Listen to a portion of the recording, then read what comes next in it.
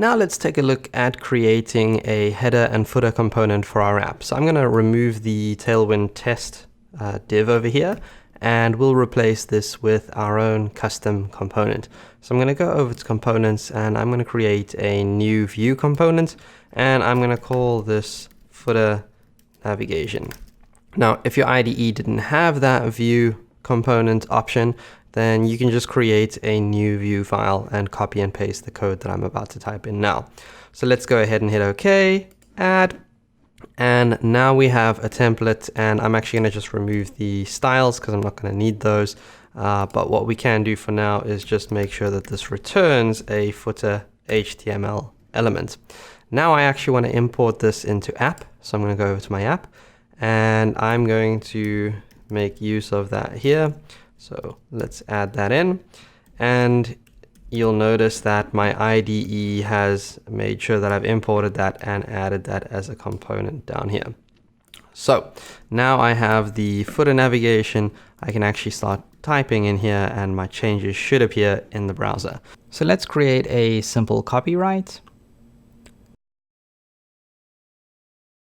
And then I'll also add in a few classes just for a bit of spacing. I'll center the text and make it a little bit smaller. So now I've got a footer. I think this component is fine as it is. So I'm going to go ahead and just close that. And we'll create another new view component for the header. So let's create this one and call it header navigation. And I'll add that to my Git repo as well. I'll also get rid of the style tags here because I'm not going to need those. I'll be using Tailwind. And we can return a header HTML element.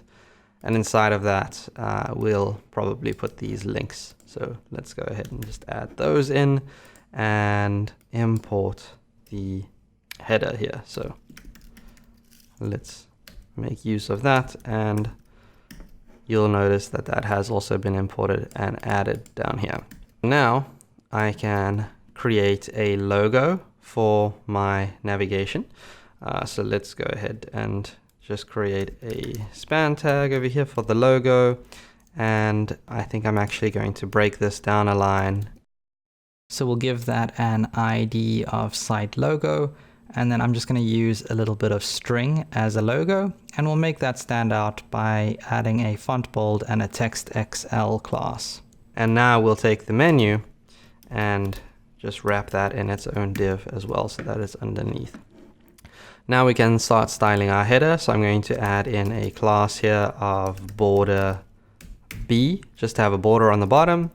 I will also PX or PY3 and then PX3, just to have a little bit of spacing around there.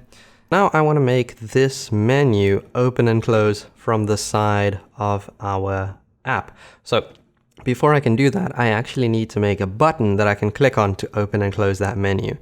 So I'm going to be making use of Font Awesome just to create a menu icon. So let's go over to Font Awesome's website, and you can read through the docs here, but this is eventually going to lead you to the Font Awesome package that was created for Vue.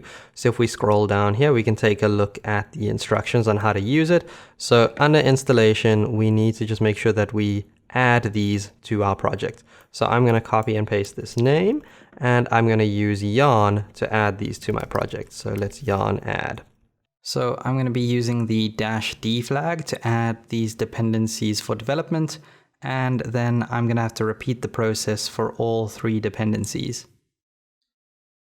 So now that I've added all of the dependencies, I can go back over to the documentation over here, and we can scroll past, and you can see we actually had the instructions for yarn here. But now I'm going to take a look at the usage header. And because we're making use of the Vue CLI, this is how we're going to pull Font Awesome into our project. So what we're going to do is copy these imports, and we're going to go over to the main.js file in our app and just paste this in. So let's pull those in here. Let's open up main.js, and you can see that we've already imported Vue and Vue Router. So this is where all of our other packages are. So we'll just make sure that we import the Vue library packages here as well. And then we'll also add the icon. So this line, what this line does is adds the icon that you want to use in your project. So in this case, we've imported user secret, and we're adding user secret to our list of available icons. I'm actually going to change this in just a second, but let's complete the install. So I'm going to create a new view component as well. Now what this line does is it registers a new component called font awesome icon, and it uses the font awesome icon component that's been registered up here. So now we can actually use the component in our project. So we can go down to one of these icons and pull that into our template. So if we go over to our header navigation, and just before the header, let's paste in that user secret icon. And you can see that the icon actually appears in the browser. And I don't actually want to use user secret. I want to use the menu icon in Font Awesome. So let's search for that. So that is called FA bars. So we'll go back over to our project, and instead of using FA user secret, we'll change that to FA bars. And we'll also make sure that we're using that here as FA bars. Now we can actually make use of that in our header. So we can change this to be bars, and that should change the menu icon. And of course we can use classes to make this a little bit bigger. So I'm going to just pull that in, and we can give this a class of text XL just to make that a little bit bigger, or even 2XL. And now I can rename the Font Awesome icon to use camel caps. So I'll go back to where I registered that in the main.js file and rename it. Now that we've got the icon on our page, the next thing we can do is make this hide and show our menu when it's clicked. So what we want to do is go to our menu down here, and we can probably just change this to a nav. And I'm going to add in an if statement over here to check if a certain variable is true. So let's call this show menu.